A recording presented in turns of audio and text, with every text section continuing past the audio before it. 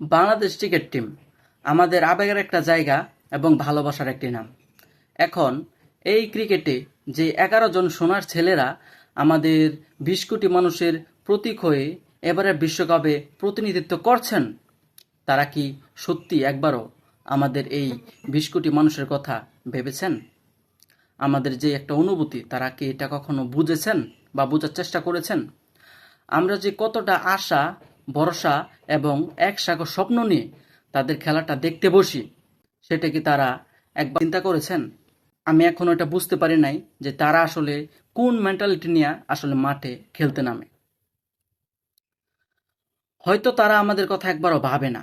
যদি ভাবতো, তাহলে তারা, সৌম্য সরকাররা, শান্তরা এমন খামখেয়ালিভাবে খেলাটা খেলতো না। এমনকি বারবার শান্ত, সৌম্য ফেল করার পরেও তারা প্রত্যেকটা ম্যাচের একাদশে থাকতো না। তারপরেও থাকছে ভাই, তারপরেও থাকছে। কেন থাকছে জানেন? তাদের পারফরমেন্সটা কি আপনারা কি কেউ বলতে পারবেন? কিন্তু ভাই আমি বলতে পারবো ভাই। কারণ তারা কিছু করুক আর না করুক, মানে দলের জন্য কিছু করুক আর না করুক, তারা প্রত্যেকটা ম্যাচে জিরো করতে পারে। জিরো মানে একটা করে সোনার ডিম পাড়তে পারে, যেই সোনার ডিমের দাম কোটি কোটি টাকা। একটাবার চিন্তা করেছেন? হ্যাঁ, আজকে বাংলাদেশের প্রথম ম্যাচ ছিল শ্রীলঙ্কার বিপক্ষে। তো বাংলাদেশের বোলাররা আলহামদুলিল্লাহ খুবই খুবই ভালো বল করেছে। শ্রীলঙ্কাকে মাত্র 124 রানের ভেতরে আটকিয়ে দিয়েছে। তারা আর কি করবে ভাই?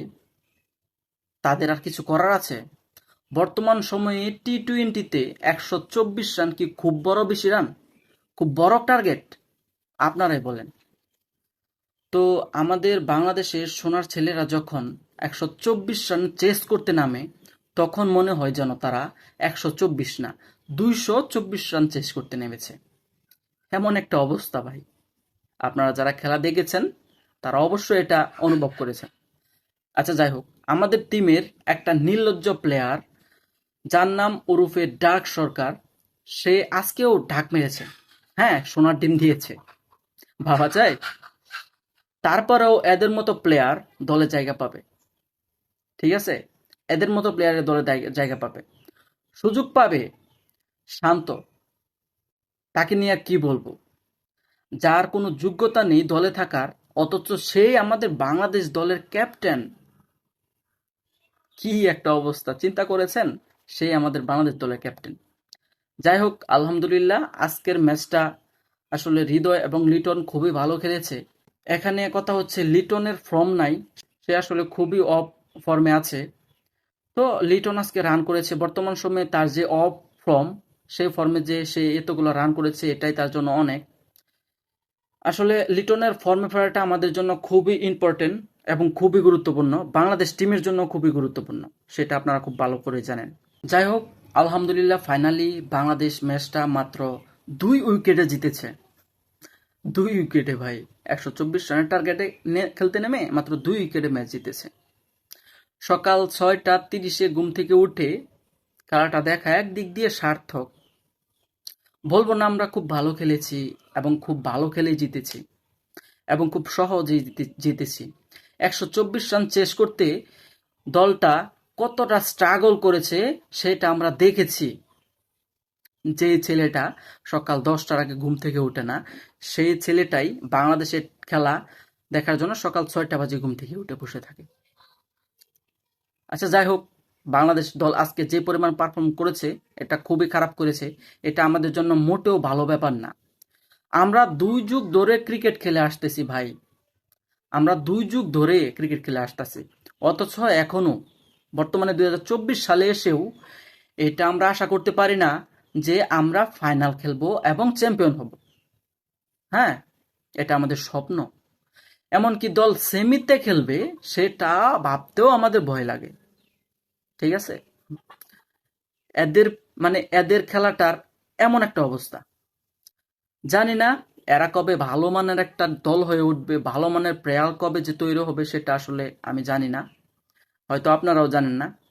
এটা নিয়ে আমরা মানে কবে যে আমরা এই দলটাকে নিয়ে গর্ব করতে পারবো, ভরসা করতে পারবো যে আমরা চ্যাম্পিয়ন হব, জানি না কবে অযোগ্যরা দল থেকে বাদ পড়বে আর যোগ্যরা দলে জায়গা পাবে। আজকের ব্যাটিং যে বাজে পারফরমেন্স করেছে বাংলাদেশ, কপাল ভালো যে মাত্র ম্যাচটা হেরে যায়নি, মাত্র 2 উইকেটে আমরা ম্যাচটা জিতেছি।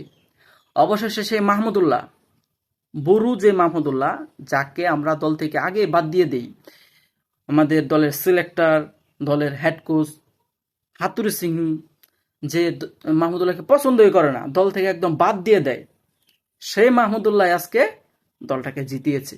সে না থাকলে কি হতো আপনারা একবার ভেবেছেন? এই ম্যাচটাও হেরে যেতাম। মাত্র 6 বল হাতে রেখে, মাত্র 6 বল হাতে রেখে 2 উইকেটে মাত্র ম্যাচটা জিতেছি। যাই হোক ভাই, এদের অবস্থা খুবই খারাপ। এদেরকে নিয়ে এতটা আশা করা কোনোভাবে সম্ভব না। আর এদের খেলাটা আসলে এত সিরিয়াস দেখারও কোনো কিছু নাই। কারণ এত সিরিয়াস দেখে তারপরে মনে করেন যে দিন শেষে কষ্ট পেতে হয়। ঠিক আছে? যারা প্রকৃত খেলাকে পছন্দ করে, যারা আসলে প্রকৃতপক্ষে খেলাকে ভালোবাসে, তারা মানে বাংলাদেশ টিম হারলে তাদের যে কি পরিমাণ কষ্ট হয় সেটা একমাত্র তারাই জানে। ঠিক আছে? যাই হোক, অবশেষে বাংলাদেশ যেভাবে হোক জিতেছে। বাংলাদেশ দলের জন্য অনেক অনেক শুভকামনা রইল, এবং আপনাদের ওপিনিয়নটা আসলে কমেন্ট বক্সে জানাবেন।